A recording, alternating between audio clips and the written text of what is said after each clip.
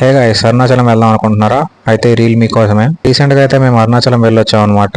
ఆ డీటెయిల్స్ అన్ని మీకు షేర్ చేస్తాను. ఈ రీల్ సేవ్ చేసి పెట్టుకోండి. మేమైతే సికింద్రాబాద్ నుంచి తిరువనమలకి బై ట్రైన్ వెళ్ళాము.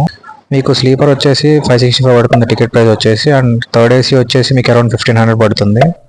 అండ్ స్టార్టింగ్ స్టేషన్ చూసుకోండి, రీసెంట్గా అయితే చేంజెస్ చేశారు. చల్లపల్లి నుండి స్టార్ట్ అవుతుంది ఇది. బట్ మేము వెళ్ళినప్పుడు అయితే సికింద్రాబాద్ నుండి స్టార్ట్ అయ్యాము. అండ్ అలాగే రిటర్న్ ట్రైన్స్ కూడా చూసుకొని ప్లాన్ చేసుకోండి. రిటర్న్ ట్రైన్స్ కూడా వీక్లీ స్పెషల్స్ ఉంటాయి. అరౌండ్ సేమ్ ప్రైస్ ఉన్నాయి, 565, 545 అట్లా. మేమైతే అరుణాచలం నుంచి పాండి వెళ్ళాము. సో మేమైతే పాండిచేరి నుంచి రిటర్న్ అయ్యాము. ఆ డీటెయిల్స్ అన్ని నెక్స్ట్ వీడియోస్లో మాట్లాడుకుందాం. బట్ మీరు ఓన్లీ అరుణాచలం అయితే చూసుకొని బుక్ చేసుకోండి, ట్రైన్స్ అవైలబిలిటీ అండ్ మీ కన్వీనియన్స్ని బట్టి.